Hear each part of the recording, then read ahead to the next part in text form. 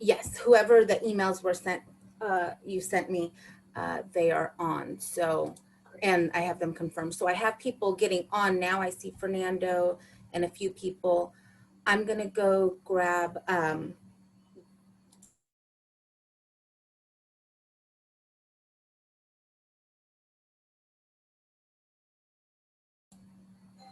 hi, good morning, everyone. I'm just go grab John really quick. You guys go ahead and keep tech checking, and we'll be on in just a second.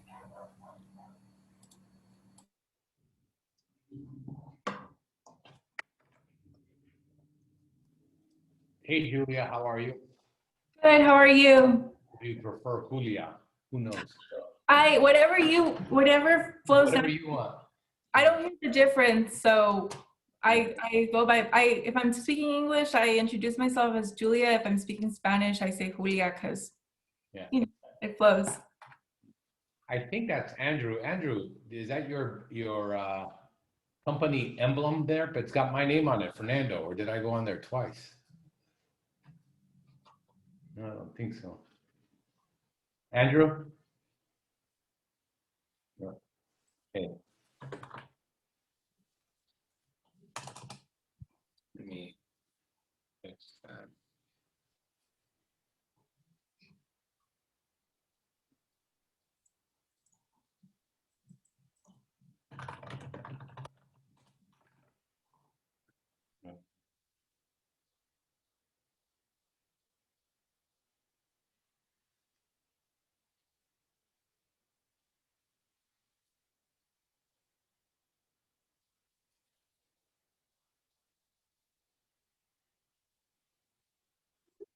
I just texted Lydia that we're missing Rosalind and Andrew. You might have to do the whole thing.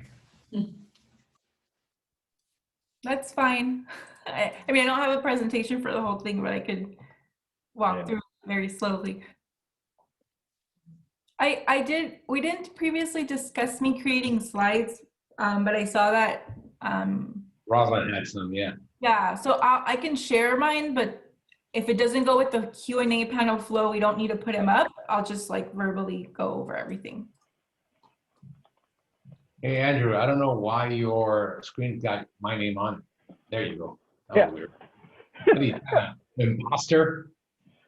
Hey, you know, I'm not as good looking as you, but I'll take it. I was gonna say, we do look the same, especially now that I got this gray goatee like you. I actually groomed for today, so you know, it's been a while. So, Andrew, do you know Julia? I don't think so. Yeah. Nice to meet you, Julia. Hi, it's very nice to meet you, Andrew. I've heard a lot about you from Dave. Oh, great. So nice to finally meet you. Yeah, nice to meet you too. Now, Dave and I are trying to partner up on some projects, so you know, and we've known each other for 20 years. No, Monday night on Spectrum. How long have you been with the ACLU, Julia? Only 1 year. I was actually at MALDEF before, so I'm sure you know Denise. I used to work with Denise, and then she retired. Gotcha. So you should know my wife is Gina Montoya. Your wife is Gina Montoya? Yeah. I did not know that. Oh yeah. That's so cool. So she's working in the other room right now. Oh, that's so cool. Gina doesn't like to tell people that, Andrew. No, yeah, I know. Well, no, I mean, I guess it just never came up in like, I mean, people have mentioned you before. It's just never been mentioned. That's so cool. Well, say hi to Gina for me. Definitely, definitely. Hey, Rosalind, how are you? You're on mute.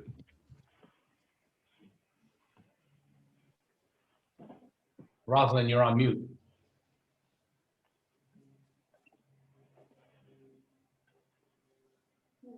You are on mute, Rosalind. Take off your video. Hi, good almost afternoon and happy Wednesday. And thank you all, everybody. Yeah.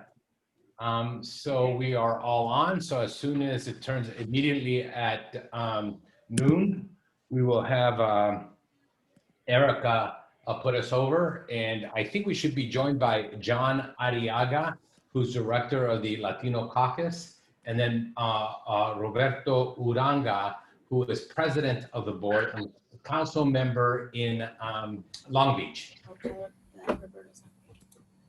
That's my kid screaming in the background. Good morning, everybody. Hey, John, how are you? So got Rosalind, Julia, and myself. Mhm. Here I am, just dealing with some quick And Andrew. transitions with kids. Okay. And hold on one second.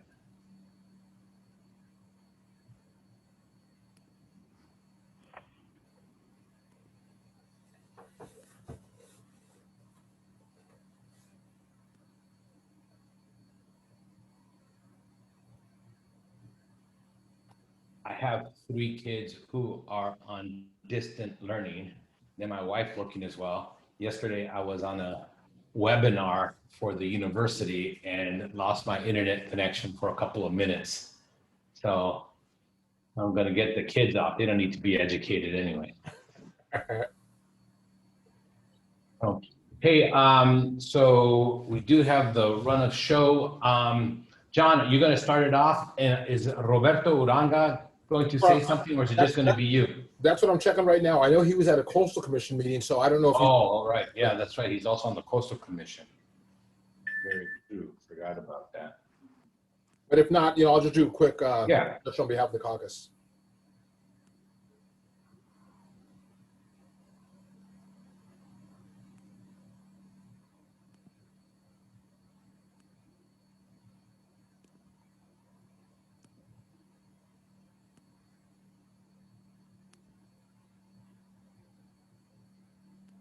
Hey, John, I Yeah. think both Rosalind and Julia have some slides, so they'll need the capacity and capability to share the screen.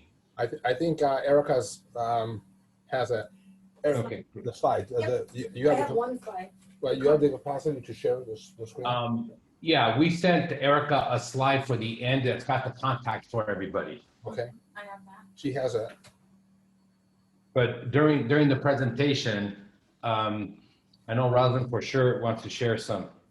Yeah, at both points when I talk, I'm gonna have slides to share, and I just went to share screen, and it says host disabled participant screen sharing. Okay, so I'll change that. Move. Yeah, so because there'll be 2 different points, so. Yeah, no problem. I'll switch the abilities. Oh, thank you, Erica. Oh, panelists can share. And okay. Now it's switched. Do you want to try it again? It's perfect. I can see it right now. It's perfect. Good. I don't know. You are the best. Okay, I think we have everybody. Hold on. I'll let you talk there. Oh, 1 second. Is it about this? Yeah. Hi, Karina.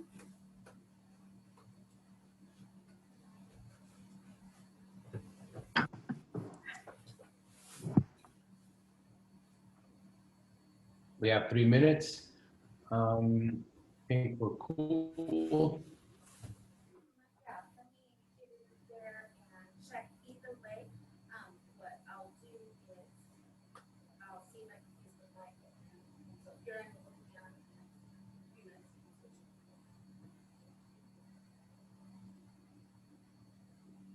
I didn't, so yeah, I'm not sure why.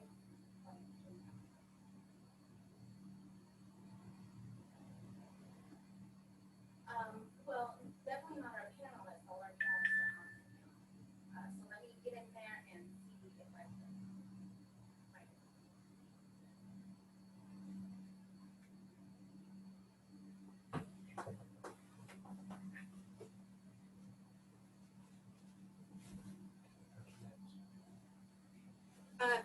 I'm not in front of it right now.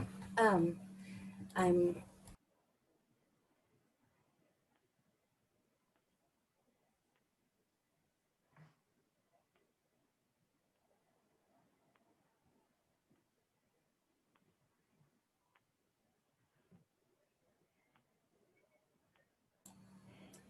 Okay, if everyone is ready, I will go ahead and start it. You still have a couple minutes, so people will be rolling in.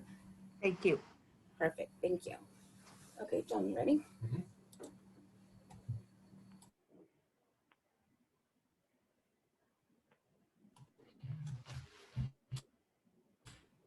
John is gonna start, right? I don't see him on the screen.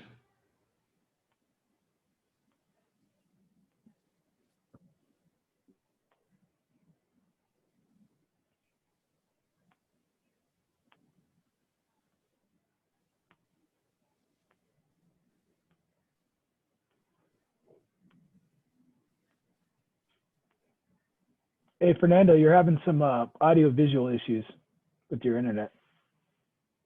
I don't know if you can hear me. Yeah, I kind of, exactly. Thank you. I'm trying to fix those. I did a reboot, Gotcha. but And we are currently live. Oop.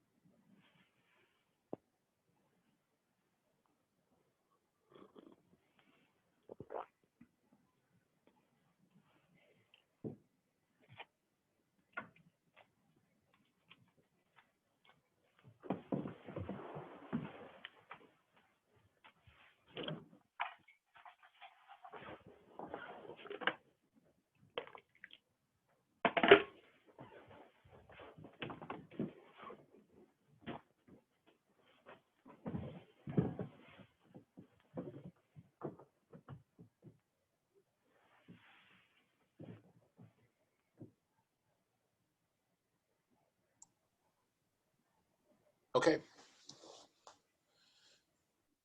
Well, good afternoon, everybody. I'm John Arriaga, the Executive Director for the League of California Cities Latino Caucus, and we want to welcome you once again to another webinar being hosted by our organization. It should be very informing. It should be very interesting to all of you, particularly as city officials. This is going to be a webinar on redistricting, what you need to know to get your city ready for that. We have a great list of panelists with us. Fernando Guerra will be heading up and introducing the panelists for you. But again, it's going to be a great show. Thank you all for participating today. And with that, Fernando, I'll turn it over to you.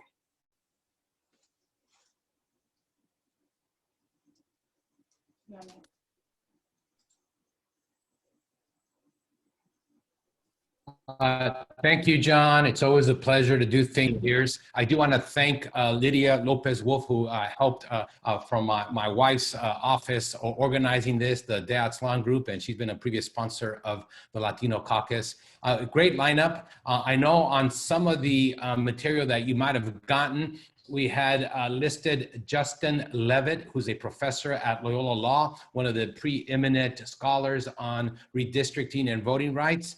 I think fortunately for the country, he's been appointed to the White House to help them with this effort, not only in terms of redistricting, but really monitoring and pushing forward policies regarding voting rights, given everything that is happening in terms of voter suppression throughout the country. And so given that, and he started right away, so he had very little chance. So we really do appreciate the three panelists, especially Julia from the ACLU that is on the panel. We also have Rosalind from NALEO, and then Andrew from Bear Consulting. When I asked them the first question, I actually going to ask them to do a self-introduction in terms of a little bit of their background and what brought them to this point where they are interested and experts regarding redistricting. First, let me just frame the question. Redistricting, as we all know, happens every 10 years. And there are subtle differences between redistricting, apportionment, reapportionment, the census and all that. And they're very important distinctions. There's also different levels of analysis or different levels of jurisdictions. While we are very interested in the California Redistricting Commission, which will do the lines for Congress and the state legislature, meaning the Assembly and the state Senate, we're not going to really directly talk about that, but we can draw from some of that experience. In addition, there are 58 counties. All of them have districts. There's not a single at-large county in California. Of the 58, 2 of them, Los Angeles and San Diego, have citizen commissions as well. And so they have some illustration in terms of what is happening.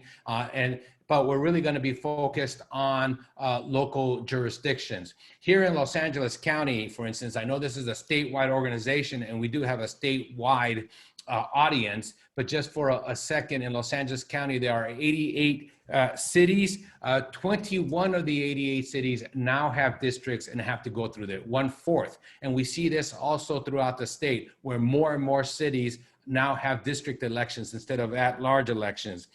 In the K through 12, actually K through 14, including community colleges, there are 95 school districts, community college districts in Los Angeles County. Of those 95, 40 have districts. And then even water districts and special districts, there are 25 distinct water districts that elect their members, and of the 25, 13 have districts. That's what the group that we're really going to be speaking about, because even though they're school districts and water districts, they are impacted by all the same state laws and processes. And so that's one thing that I wanted to focus on, that this is really about those local jurisdictions that will be going through redistricting. A couple of other framing issues. Obviously, the number one thing, and I think Andrew is going to speak a little bit to this, is the delay of the data and the impact that that's been happening. And he'll get much more into that detail. Second is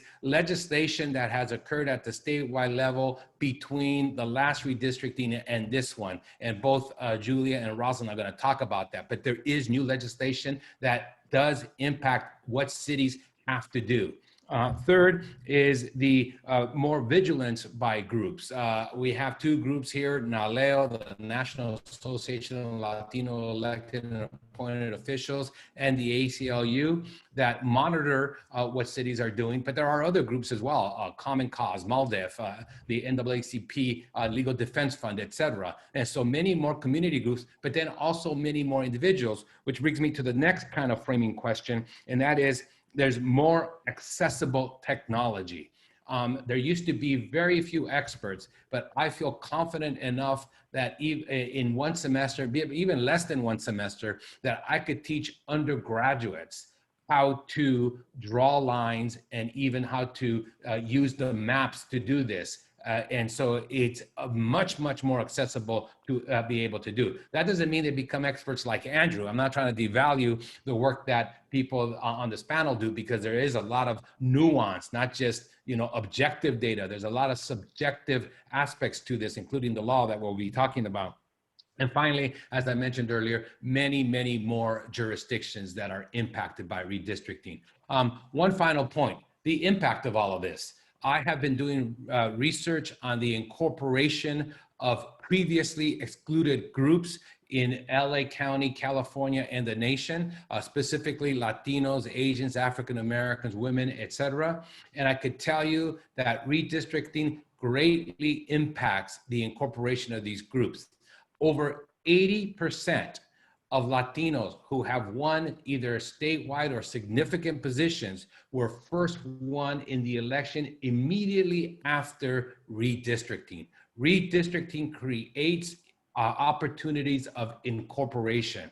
Without redistricting process, the incorporation of Blacks, Latinos, and Asians into California politics would have been slowed tremendously, and that continues. As a matter of fact, of all the Latino members of Congress, which I think there are now 11 or 12, all but one were elected to either a vacant seat or a seat that was recently redistricting. And it just shows you the impact that this has, and it has that potential. So I'm gonna really turn it over to Andrew right now as the one practitioner. Andrew, tell us a little bit about yourself in terms of how the experience you've had here, and then what you see is happening, and then we'll get Rosalind and Julia. Andrew Westall. Thank you, Fernando, and good afternoon, everybody. My name is Andrew Westall, and I'm the principal and owner of Bear Demographics and Research, which is a new firm that I started this year after over 21 years in public service. I got started in redistricting really back in graduate school, and then working for the state legislature, and drew the majority of the assembly seats for the state assembly back in 2001. I also worked in 2001 on the LAUSD map and drew that map, as well as the LA City Council map. And then in the last 10 years, I was the executive director of the Los Angeles City Council Redistricting Commission, as well as drew the map for the Central Basin Municipal Water District here in Los Angeles County. Currently, I have 3 redistricting clients: the Los Angeles Unified School District Redistricting Commission, the City of Los Angeles, and a nonprofit called the Equal Representation Project. And so that's just a little bit me and my background. I've been doing this for about 23 years and very familiar with the nuances and not only just the process that has evolved over time, but also the litigation that's taken place over that time, which shapes really the federal rules and regulations and state law with respect to this process. In general, it's very important that you understand really the practical timelines of what needs to be done. And for many of you, that means in the next 8 months. And for a lot of you, and probably the majority of you, that means in the next 12 months. And what's going to happen over that period of time is, and we'll get into kind of the state laws that lay out this process a little later with Rosalind and Julia. But over that time, you're going to have to find yourself a consultant, right? A demographer, someone who's qualified to be able to do this. You're going to have to start an outreach process probably sometime during the summer, particularly if you have an election in June of 2022. And you're going to have to start that process of really starting to analyze the data. In terms of the data, as many of you know, there's been a lot of delays in the census data that's to be released later this year. And from a practical standpoint, what the Census Bureau has said is that they'll have the data available to everyone by September 30th, and no later than September 30th. Hopefully they'll have it sooner. And the Census Bureau also announced that they'll have the data available in the middle of August in what's called the old format. But you really need a proper technician to be able to translate that data in August to the new format so that you can use it a little earlier than everybody else. On top of that, once the final data set is released by the Census Bureau, there was a law that was passed back in 2011 called AB 420 by Assemblymember Mike Davis. And what that law prescribes, and it's been incorporated in the California Fair Maps Act, is that there will be a reallocation of the state prison population back to their place of origin prior to incarceration. And so that data that the Census Bureau gives to the state has to be conditioned by the state's contractors in order for you to be able to use it to finalize your actual map making process. And so what all of that means is that particularly for those of you that have a June 2022 election, you won't have your final data set likely until sometime in October, and you have to be finished with your process by December 15th. And once again, Rosalind and Julia will get into why a lot of the things that you'll have to do during that period of time and requirements that you have to meet under state law. If you don't have an election in June and your election is in November of 2022, then what that means is that you have until April 17th of next year. So you certainly have 4 more months to be able to get this process done, but it still will be a very fast process and you have a lot of requirements to meet. So with that, Fernando, I'll turn it back over to you and we can hear a little bit about, state law and the requirements that people have to meet. Yeah, I'm going to turn it over to Rosalind, but I have a quick question. Andrew, you said you got to get yourself a demographer. I think there's many city officials on here who say, wait a minute, we have a lot of staff and some pretty good staff now that do, GIS and know how to do that? Can we do it in-house? And I'd like to get your response to that. My answer would be immediately no, because while you do have a lot of expertise, you usually have them allocated, they're usually overworked, and you're putting this process on top of them. It's just an extra burden on the cities, but also on particular staff. What's your take on that? I would agree with you, Fernando. I mean, this is a very niche expertise. And what I mean by that is it's very specialized. You really have to be able to understand federal law, and the Federal Voting Rights Act, and a lot of the case law that's been decided over the last 30 or 40 years. You have to understand what state law and the state constitution requires. And you have to also understand whether your local laws or your local city charter have certain provisions in them that have to be followed as well. And what all of that means is you really need people that understand this issue, and once again, is very specialized.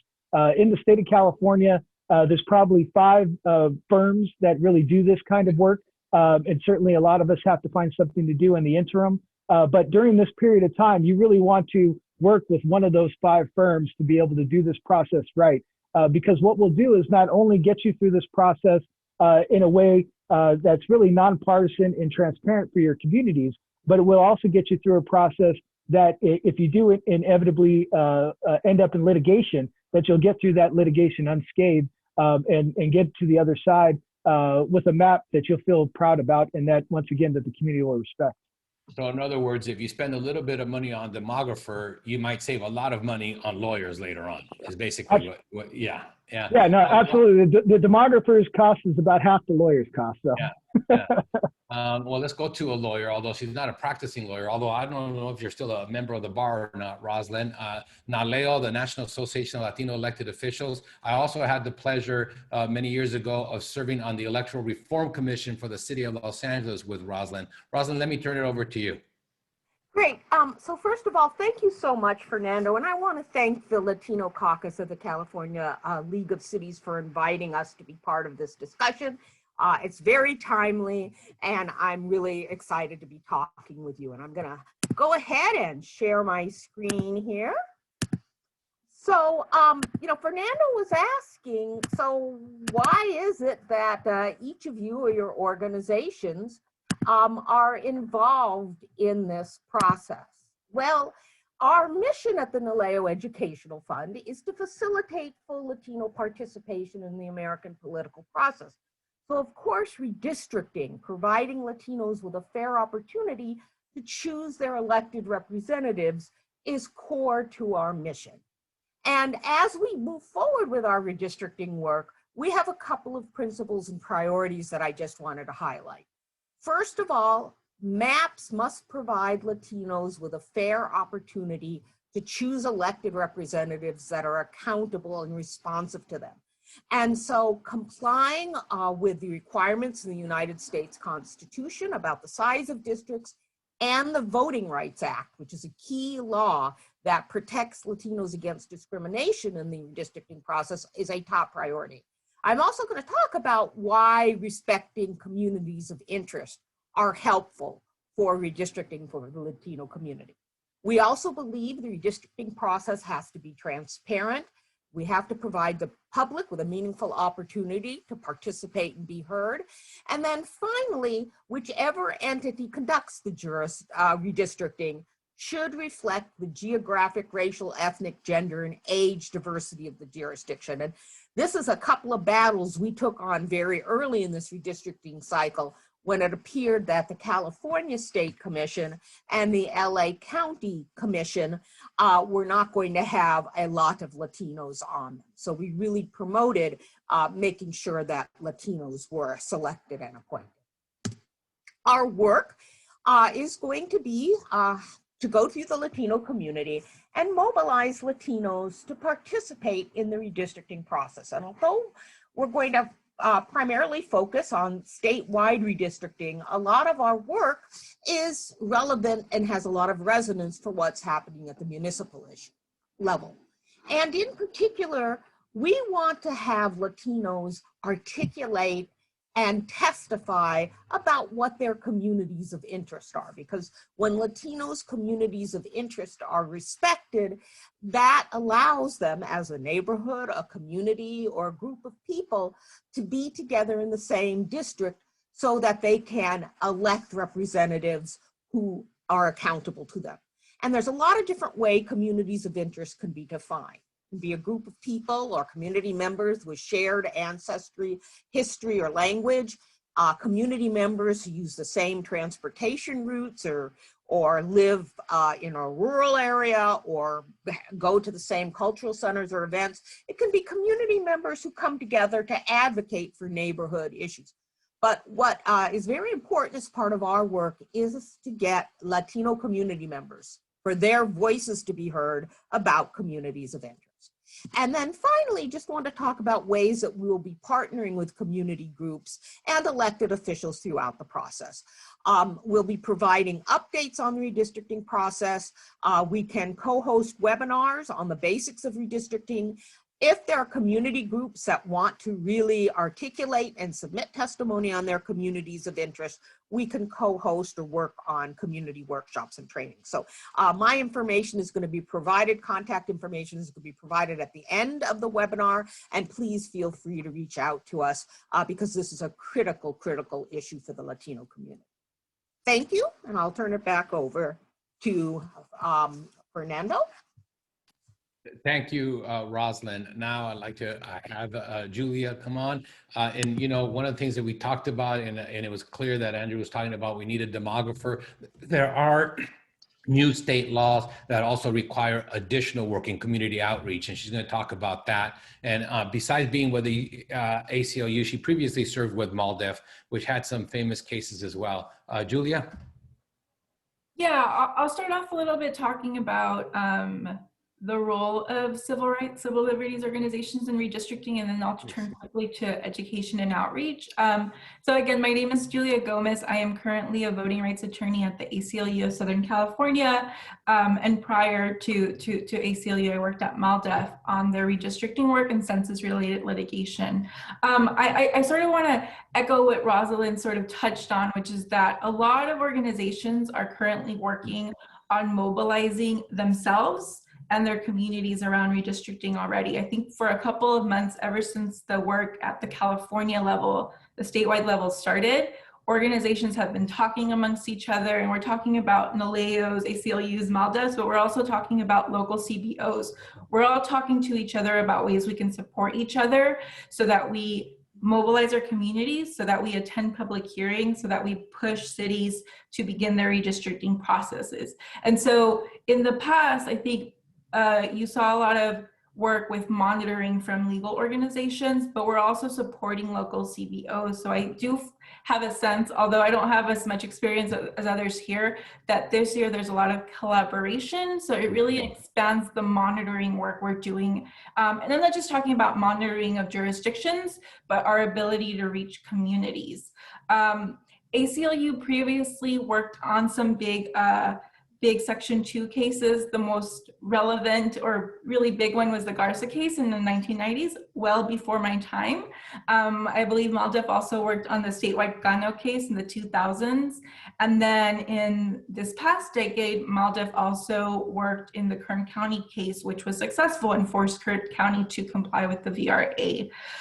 So I don't know, Fernando, if you want me to go over outreach now or to— Yeah, no, please, if you could do outreach now, that would be great. Thank you. Right, let me just share my screen. Yeah, please. And let me start the slide.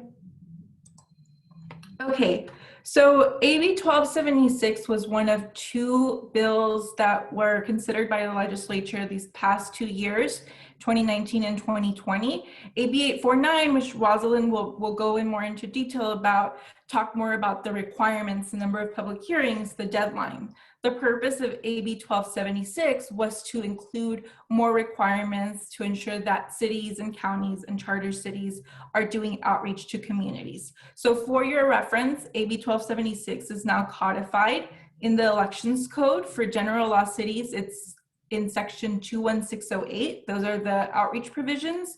For charter cities, it's elections code section 21628. They're very similar requirements, the same thing for counties, but you know, the way the elections code laid out, they're separated out.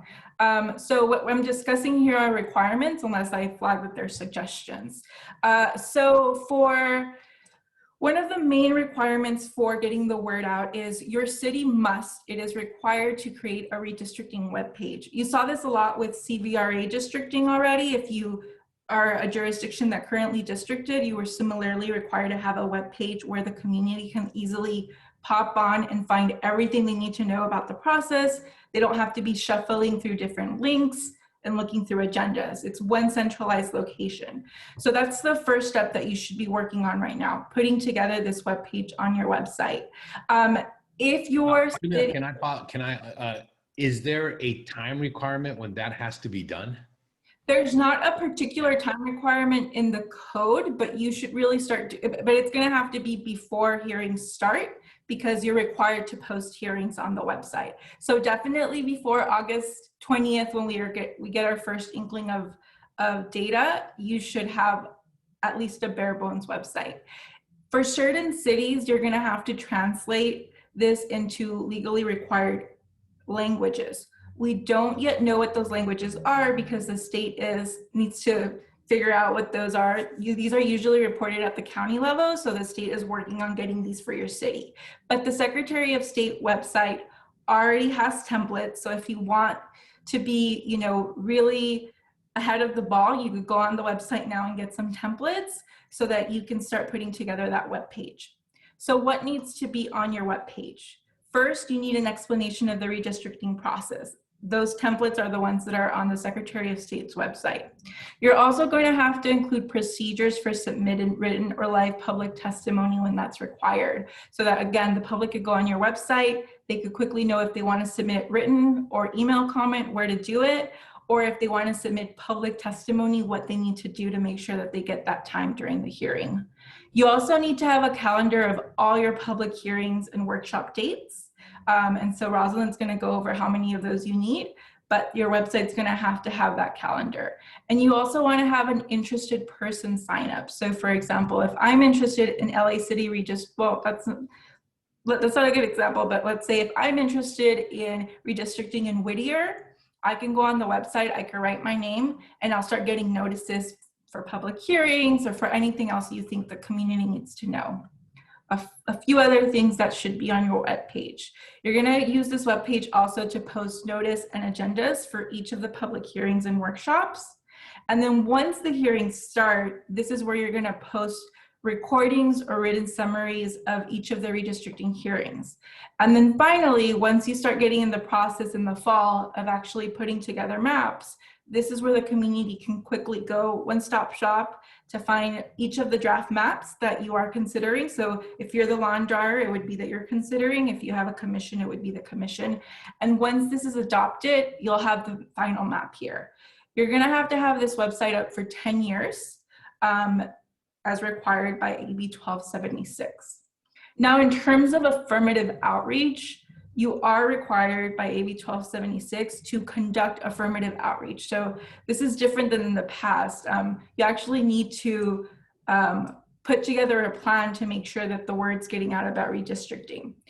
This is to encourage residents, including those in underrepresented communities and non-English speaking communities, to participate in the process. So what does this look like? You have to do outreach to local media organizations, and you also have to do outreach to good government. So we're talking here Common Cause, civil rights, and here we're talking ACLUs, civic engagement, that's NALEO, and community groups and organizations. So we're thinking here about Chirla, who are more attuned to the community. We're talking about in Pomona, Gente Organizada. These organizations that can get the message out directly to communities that wouldn't otherwise hear about this information. And finally, this is a recommendation when you're doing this outreach. Remember, you also want to reach out to organizations, and when I say organizations, I also mean media that serve limited English proficient communities. So if you have a city that has a big Somali speaking population, research what are these media outlets that serve Somali communities. you want to make sure you're reaching out to the disability community, and you also want to make sure you're reaching out to other historically underrepresented communities. And that is it on outreach. Okay, thank you very much. That was kind of the first round of questions. I want to make a couple of comments and then get another round of questions. Then we'll open it up. There's a lot of participants who are here. In a sense, I want to talk a little bit about the politics, and I'm not talking about the actual politics of redistricting. I'm talking about what cities must do between now and when they run their next election. And I mentioned all the local jurisdictions in Los Angeles County. It equals 74. Los Angeles County is about 1/4 of the state. And so if you multiply that by 4, that means that there would be around 300 local jurisdictions that have districts. Let's say my estimate is wrong, and by a factor of, 1/4, so that there's only, let's say, 200 or 225. That means the 225 of these entities have to do it throughout the state. Andrew previously mentioned that there are really only 4 to 6 firms that do this. And so I've already seen at least 25 RFPs that have been sent out by cities to start this process. So if you haven't thought about this, the likelihood is that these firms that do this are going to be greatly impacted and won't have that ability. I know that when now Attorney General Bonta, but then Assembly member, was pushing some of this legislation, the California League of Cities actually came out against the legislation, not because of what it was trying to accomplish, but because they felt it was another unfunded mandate. They are forcing cities to do this outreach, and really a robust outreach, but without giving them money. On the other hand, to protect democracy, how much should we spend? We can have that whole argument. The argument doesn't matter now. It is required. And you are setting yourself up for being questioned and possibly even being sued if you don't do things that the law require. And so you, as a city manager, as a council member, as an activist, have to understand many of these issues. And so it becomes quite difficult. Andrew, I know that you have been kind of monitoring these RFPs, and they come in different forms. Some of them are only asking for a demographer. Some of them are asking for a demographer and someone to actually draw the lines. And then some of them are asking for the outreach or are separating that out. From what you see, what do you think are the best practices of what a city should be asking for in terms of, the RFP that they send out, or how they hire some professionals to help them? No, thank you, Fernando, for the question. And it's a good one, because it's really about what are the steps that you should be thinking about now, now that you understand this issue and you understand what you need to be doing and working on as local elected officials. And so in general, we're seeing a couple of different things. You're either seeing an RFP that's being put out, and some jurisdictions are doing professional services agreements just with some of the firms, but mostly what we're seeing is RFPs that are out there on the streets. And really, a lot of the larger cities, or the cities that have redistricting commissions, have done those RFPs, and a lot of that started last year. But certainly, there are a lot of folks that have not gone through this process. And much to what Fernando was saying, I would say, we've only seen about 25% of local jurisdictions, including counties, water districts, and other special districts, school districts, and cities start to engage in this process. In general, what I'm seeing is that you either have an RFP that's put up on your bidding website, or your city attorney reaches out to some of the qualified firms and gets proposals directly from them, and gives us anywhere from 2 to 4 weeks to complete that process to return a proposal. In general, as Fernando talked about, you need obviously a demographer, someone who's a redistricting expert and has the technical ability to do this.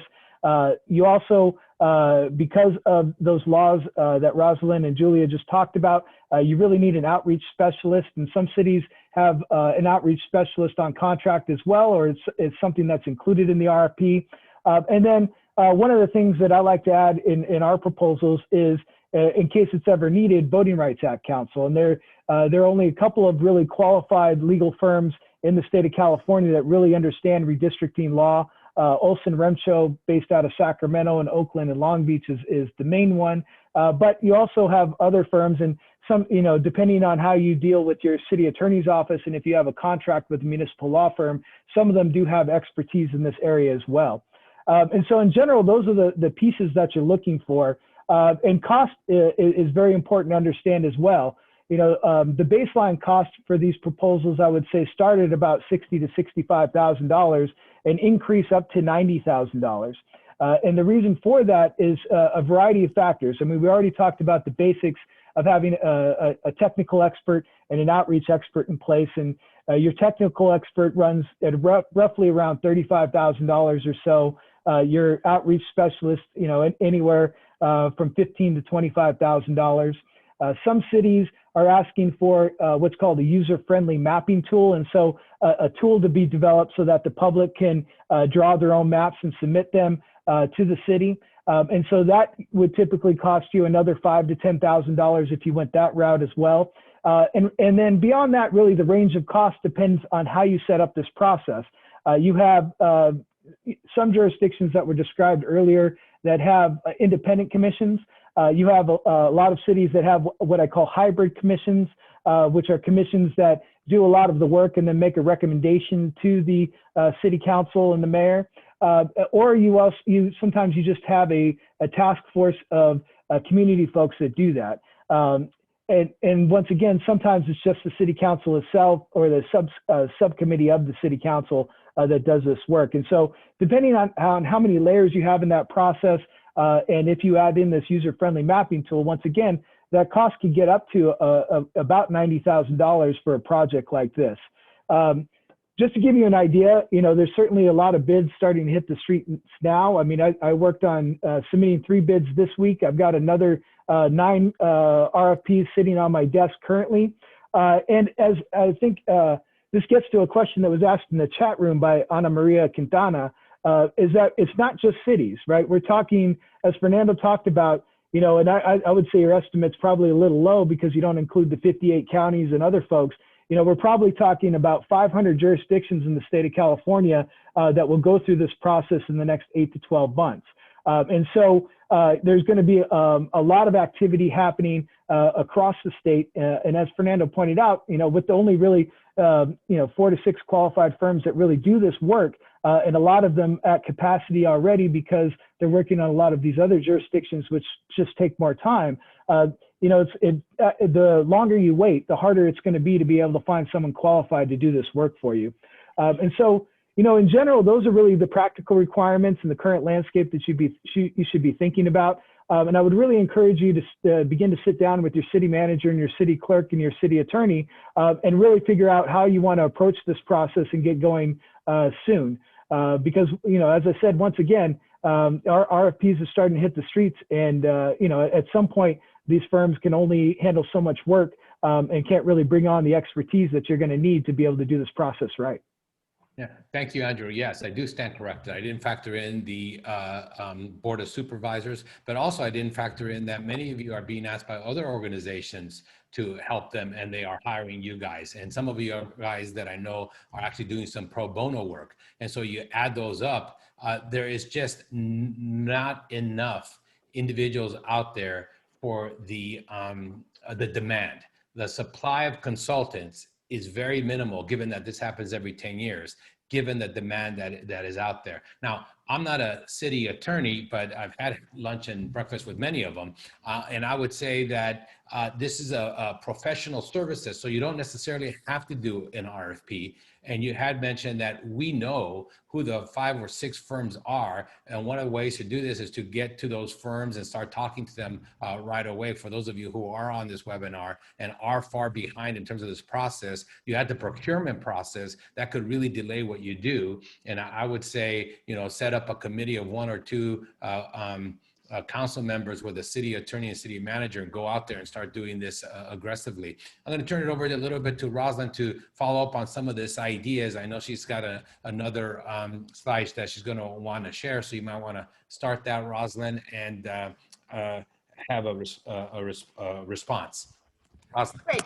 So I basically wanted just to also talk about to put the requirements that Julie was talking about in context. I wanted to talk about generally what are the requirements for holding hearings and for map adoption.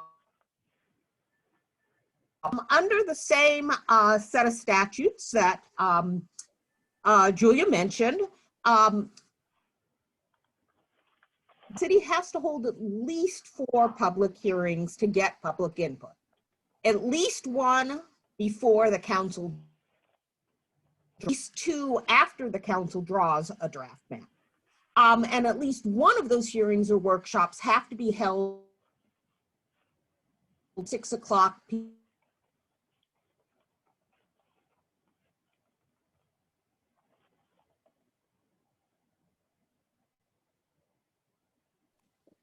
Rosalind, I'm having. Oh, I think she accidentally muted herself. Yeah, Rosalind, I think you muted yourself. You were talking. You're still muted, Rosalind. Okay. You know what, Julia, why don't we go with you while we try to figure out, are you back, Rosalind? Great, yes, I Yeah, am. go ahead. Thank you. Again, my apologies. So as I had mentioned, the map adoption deadlines are 4 public hearings, at least 1 before the council draws a draft map, 2 after the council draws a draft map, 1 hearing or workshop held on a weekend day or after 6 o'clock p.m. on a weekday. And that's to make that hearing or workshop accessible for people who have work or family obligations. The public hearing buildings must be accessible to persons with disabilities. City staff or consultants can conduct 1 or more of the public workshops in lieu of a required hearing. So it doesn't always have to be the full city council on a workshop. Also, all of these required public hearings, if you have an advisory districting commission, that they can hold those public hearings. But we did want to just say a best practice is, look, these requirements are just the floor. They are just a minimum. If you want to have your maps well informed by community input, you should have a hearing schedule that allows city residents from all over the city to be able to provide input. It will not only make your maps better, but it will help generate public confidence in your line drawing process. And then finally, I wanted to talk about the map adoption deadlines. And Andrew has touched on this, so I'll do it really quickly. But if you have what I would call like an early regular election, a regular election before July 1st, 2022, your maps must be approved by December 15th, 2022. If you have a regular election that occurs July 1st, 2022 or later, so for example, let's say you have a regular election, it's the same day as the November general election, your maps must be approved by April 17th, 2022. And, you know, Andrew had mentioned, especially if you're in one of those cities that has an early election before July 1st, 2022, you are going to run into a crunch with the census data coming out late. So you should look into whether, for example, your data person or your line drawer can crunch your numbers based on that legacy census data, which will be coming out. It's essentially raw census redistricting data that'll be coming out in mid-August or late August. And then finally, in terms of that December 15th deadline, there's a whole big discussion going on in terms of overall deadlines for redistricting that are occurring on the state level as well. There's not been any legislation or action adopted to deal with this crunch issue, but we are monitoring closely, and folks should keep an eye out.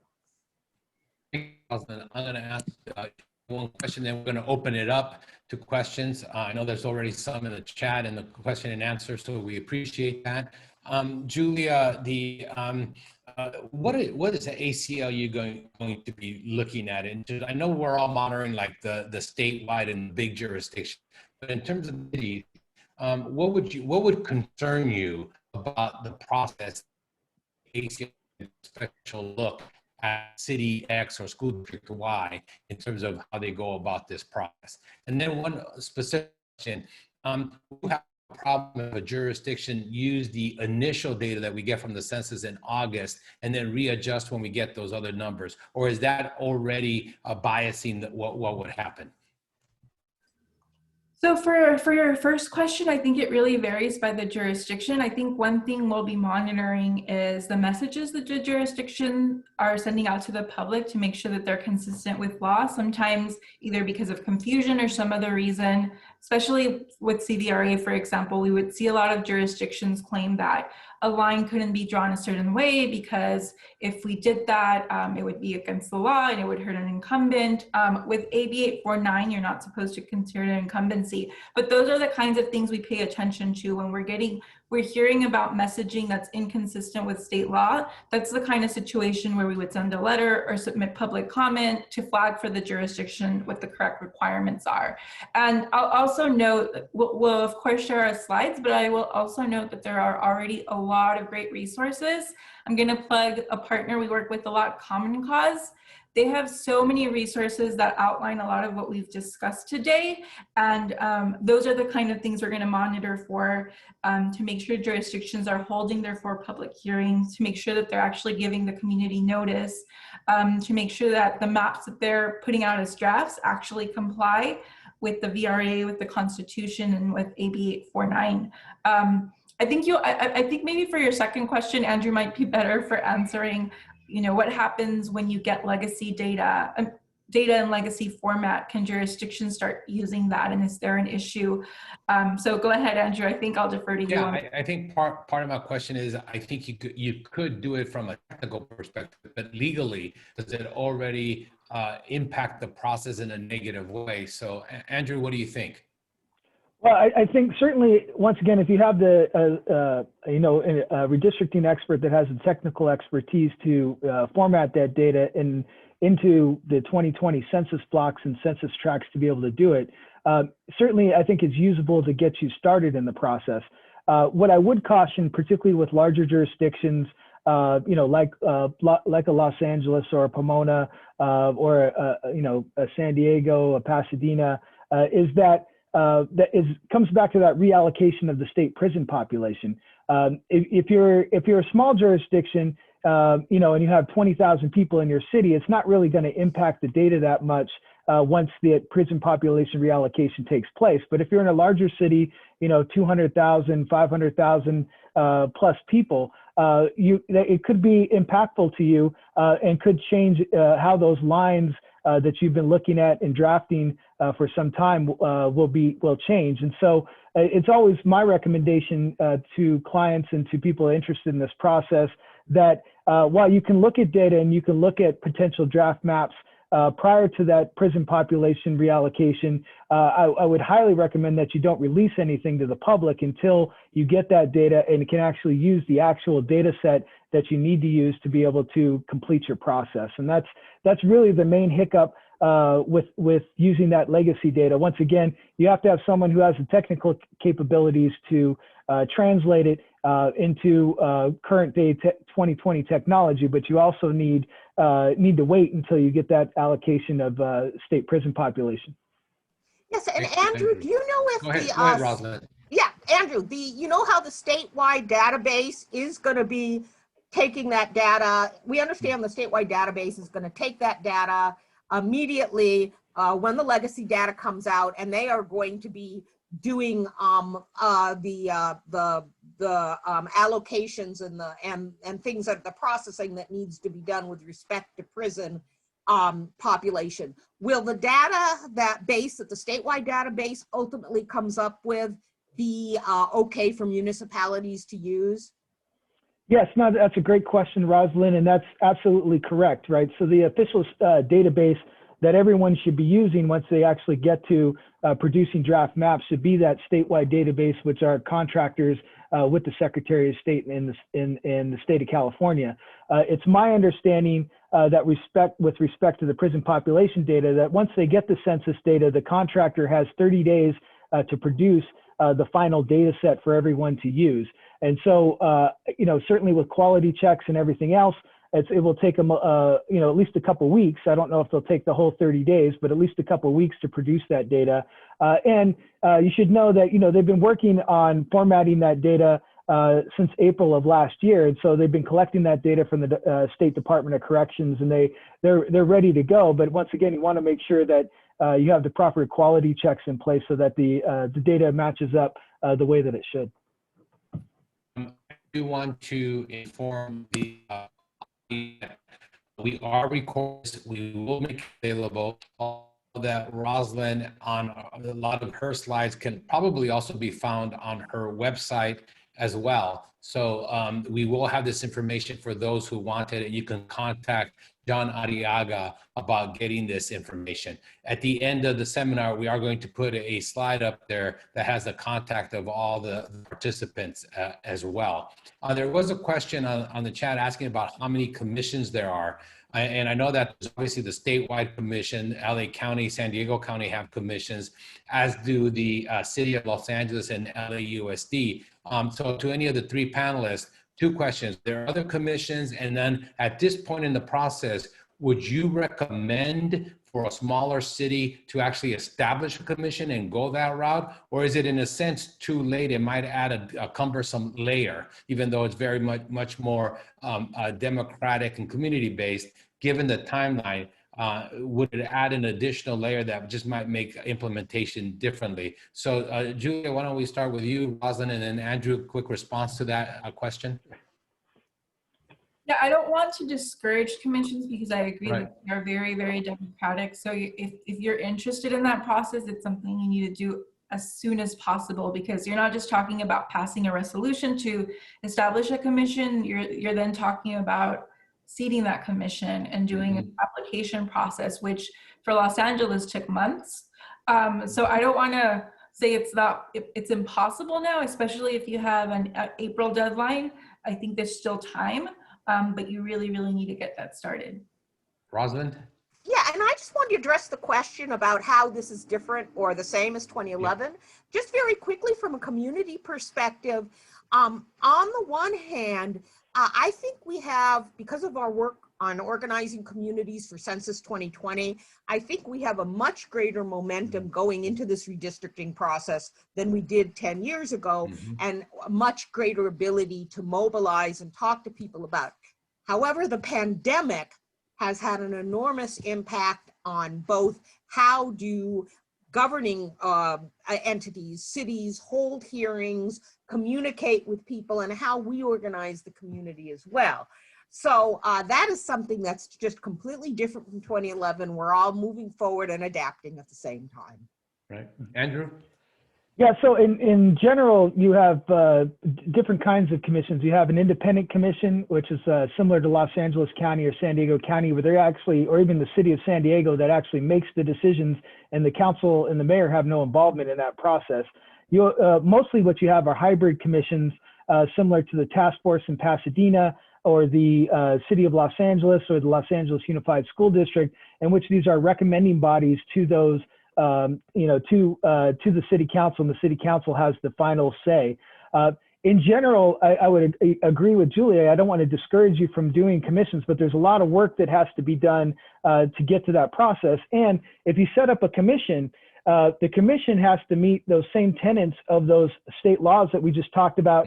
And then when it gets handed over to the City Council has to hold the same amount of outreach and the same amount of public hearings that are required under those state laws that were discussed earlier. And so once again, it adds layers to the process, it adds cost to the process, but all of that being said, it also adds to transparency. And once again, if you have that April deadline, if you don't have an election until November of 2022, you certainly have some time to do this. But if you want to go that route, now is the time to do it and get it on your council agenda and to get started.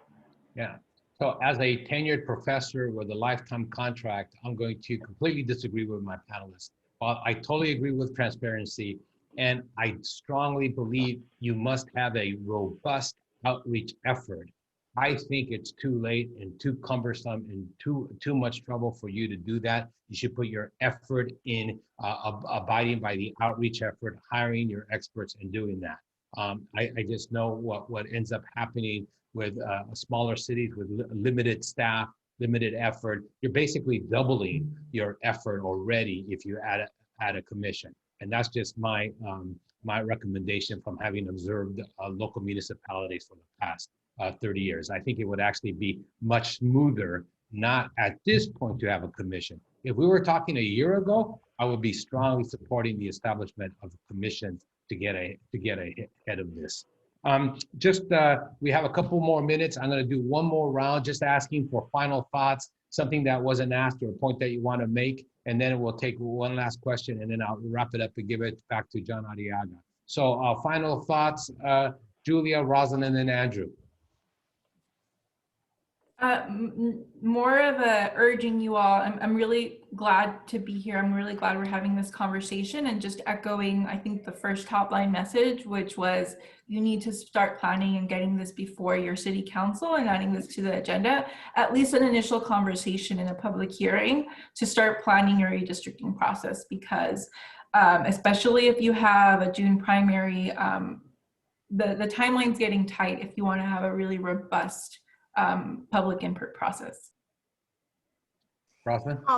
And I would just echo that, but also just come back to the theme of how critical this is for the Latino community. The lines that are going to be drawn now are going to determine the contours of the representative democracy in your cities for the next 10 years. Mm-hmm. So really get started, and also already be thinking about how you can get the best community input and the best contractors for your process. Andrew.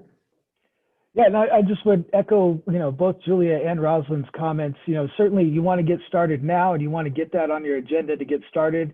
And much to Rosalind's comments, you also want to ensure that whatever consultant that you do hire for this process cares about the Latino community, because not all consultants are the same, as I'm sure you're well aware in other work that you do in your municipality. And some of them have very strong affinity for the Latino community and want to do what's right and fair for all of the ethnic communities in your particular jurisdiction. And so it's important as you go through this process that you find the consultant that understands your city and is willing and able to work with the city council and the community to deliver a process that you're proud of. Yeah. There's also some very practical impact on current council members who are up for re-election in 2022. I could see people filing for a particular district who may be living very close to the border of their district right now and actually finding themselves being in a different district. And so the filing deadlines, the residency requirements, all of those issues are going to come into play and may shake up and impact campaigns, candidacies, what the field looks like. You already see multiple individuals who have already filed for particular districts that they may not live in by the end of this process. So that has a particular potential impact. I want to very much thank the panelists for their time. I know that their time is valuable, especially all the nonprofit work that Rosalind and Julia do, and how much time pressure there is, because there's so many aspects of their work that can never get done. And we appreciate their time and effort. And Andrew, I know you said you had something like 9 RFPs on your desk, so I'm sure you're very busy. So I greatly appreciate that. Also, I want to thank again the Latino Caucus for the California League of Cities for asking me to moderate and for putting this together. And I am now going to turn it back to the Executive Director, John Arriaga. Thank you. Fernando, all I can say is, wow, this is so much information. We should have started this 6 months ago and did this program. So, that it's critical, as you all have said, to everyone, from the elected official. They certainly have a vested interest and want to know sooner than later as to where and who they'll be running against and so forth. From a city standpoint, you got to get this together. Doing nothing is not an option. And when you got potential lawsuits hanging over you, you want to stay as far away from that as you can. And from a community-based organization, I mean, we as a Latino community have so much at stake. You know, you look back into the early 90s with district elections and the city of Watsonville, the lawsuits that were dealt with by Joaquin Avila. And if it weren't for that and the results that happened in that, we would be nowhere near where we're at today with the electives that we do have. So again, it's very important. On the screen, you now have our contact information. By all means, contact my office or any of the others. We'll be more than happy to help you. We will have this webinar on our website, so feel free to go to it and share it with others. If you have problems convincing your city that they got to act now, well, the information's there. So again, thank you, Fernando. Thanks to all the panelists for your time and commitment to this. We look forward to working with you again in the future. To the audience, thank you for participating today. It's another one of the great webinars and services that we provide as the League of Cities Latino Caucus. Again, we look forward to talking to you again on our next webinar, which I'm sure will be soon. So thank you and have a great afternoon.